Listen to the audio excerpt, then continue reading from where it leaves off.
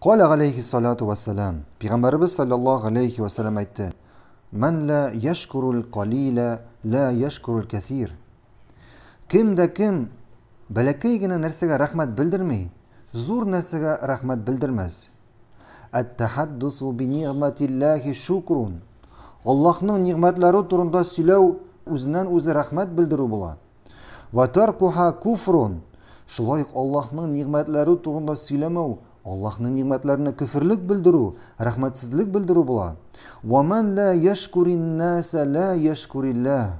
Кем дә кем кешеләргә рәхмәт белдерми, Аллаһка рәхмәт белдермәс. Wal jama'atu barakatun. Jama'atта бәрәкәт.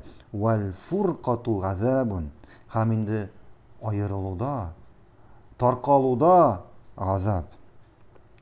Birinci Peygamberimiz sallallahu aleyhi ve sellem aytdi, bələkəy nərsəgə rəhmət bildirməvşi zor nərsəgə rəhmət bildirməz dedi. Şuna görə үзеңне, балаларыңны, гаиләңне гел бар нәрсәгә дә рәхмәтле булырга өйрәтергә кирәк.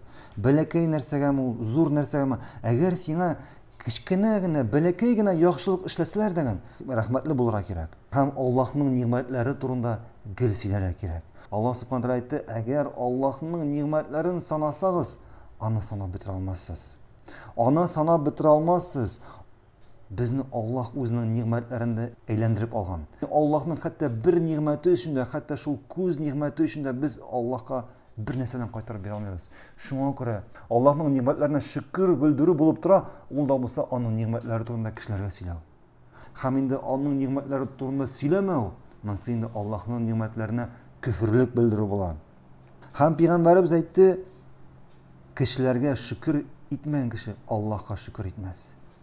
Agar kishilarga shukr etmaykan, rahmat bildirmaykan, demak ul Allohga rahmat bildirmovchi bo'lib sanaladi.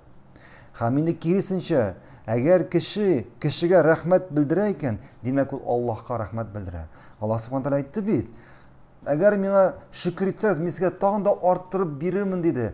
Demak, sen kishilarga shukr etsang, Alloh senga tag'in da orttirib beradi. Chunki kishilarga shukr etu, u Allohga shukr etu. Anladingizmi? Ham endi jamoatda barakat dedi. Jamoatda barakat dedi, shunga ko'ra birdan bo'lsa kerak. Jamoatda bo'lsa kerak.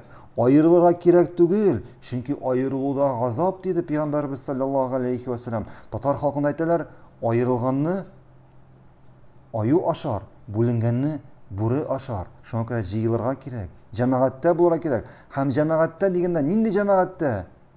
Albatta adashgan jamoatda tugil. Hizbut Tahrir jamoatida tugil, İhvanul Muslimin jamoatida tugil, Sufilar jamoatida tugil. Nindi jamoatda?